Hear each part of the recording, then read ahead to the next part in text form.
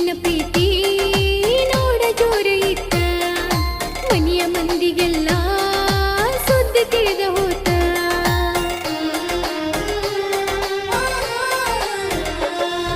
ಮನೆಯ ಹೊಸ್ತಿಲ